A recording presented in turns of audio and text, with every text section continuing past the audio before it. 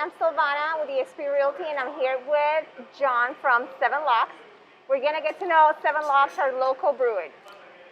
Excellent. Hi, John. Hi, Silvanna. Thank you so much for coming out. No, thank you for doing this. This is a really cool business, and it's local. It's, it's like down our steps. We can walk here if we wanted to. How did you get started in this business?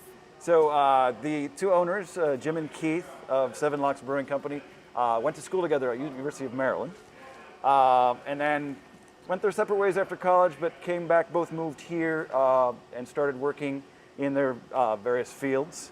But they remained friends, and they talked about this new brewing industry, this craft beer industry that was starting to sort of blossom. And so they thought, wouldn't it be great? They talked about it as friends will do with a crazy idea, like opening your own brewery. We talked about it for a long time.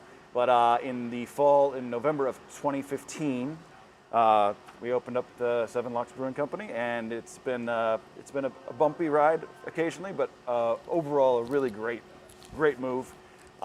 They're very pleased with how things are running, and so are the rest of us who are involved.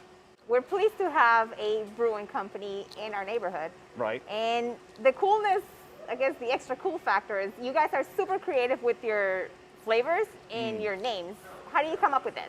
So if you think of it like chefs working in a kitchen, basically, it's kind of hit or miss, and definitely some of our batches get right down the drain because it's something just didn't quite work out.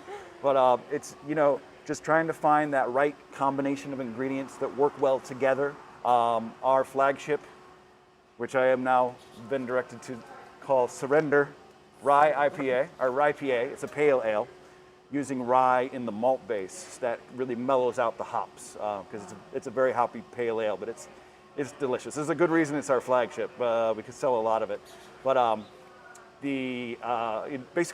coming in with the rye for that pale ale was a new introduction that not a lot of people had tried, and so that's part of the success of the beer. The naming of it came from, and actually I should mention, all of our beers are named after local regional landmarks. I've So noticed. for Surrender, which started out Surrender Dorothy, which we're not supposed to call it anymore. More about that later. Started because of the graffiti on the train bridge as you're heading west on the Beltway in DC, and you see the Mormon temple in the background.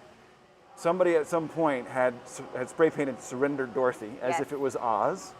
So we took that and ran with it. The original artwork on the can had actual characters from The Wizard of Oz, a yellow brick road, the temple in the background, and the word Surrender Dorothy, the name. The folks who own the rights to that movie took exception, of course, to our tiny brewery.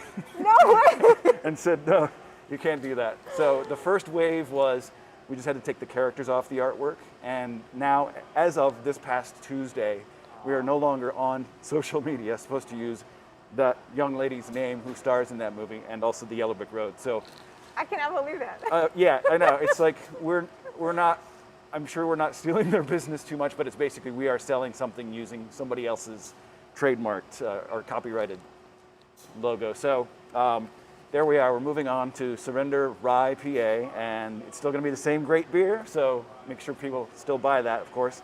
I'm taking some of it home. Yeah, but that's one of them. On a personal note, back in the fall, after I'd started in a few months, I started back in July of last year here.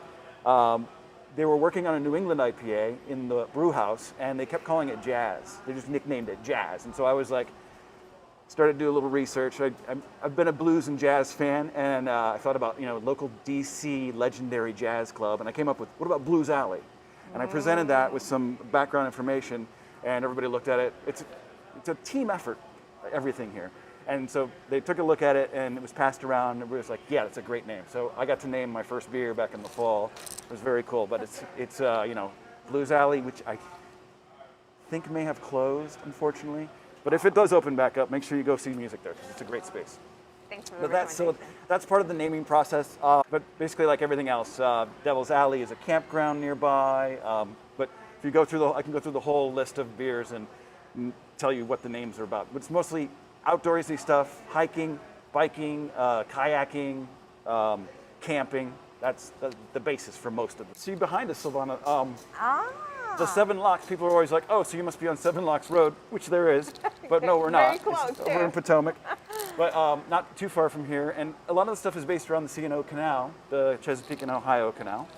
So we named the brewery for the 7 locks that you can see all in a row. It's number 8 through 14. And Okay. so these are each of the 7 locks. And from one vantage point, you'll be able to see them all at the same time, which is kind of cool. How did you guys choose this location? What were the factors in saying, hey, let's put our brewing company here? Montgomery County had sort of a void with regard to breweries at the time, 5 years ago. Oh. It's hard to imagine now, of course. Yeah, 'cause now they're There's some everywhere. really great breweries everywhere. But the location here, so they were looking for a place that was affordable, which is not an easy thing in Montgomery County. Right. But they wanted to also find something that had good access. I mean, like you mentioned, you could walk here pretty easily. There's a lot of apartment buildings nearby, and that's where we get a lot of our customer base. And so that's really ended up coming in here. Everything else was just either too out of the way or just not affordable. Okay. Tell us something about you or the business that most people don't know. Oh, let's see. I have been, well, some people know, but not everybody. So I'm John Watkins. I don't know if I mentioned that. I'm the manager of the packaging here. So I do the canning and the bottling. I'm the manager of the barrel age program here, where we take beers and throw them into whiskey or wine barrels, age them, add purees, and then find out what it's like in the end. And then I'm also in charge of the, I'm an assistant brewer learning in the brew house. So instead of having to go to college to learn this, I'm learning it on the job On the right job here. training. So, and the reason I got into the brew house so quickly, because it's usually a longer process of training, is that I've been brewing on my own for almost 23 years now. My wife bought me a kit for my 30th birthday, because she knew how much I loved beer. Now we know how old John is. Oh, oops. And I just gave you all the math, didn't I? Yes.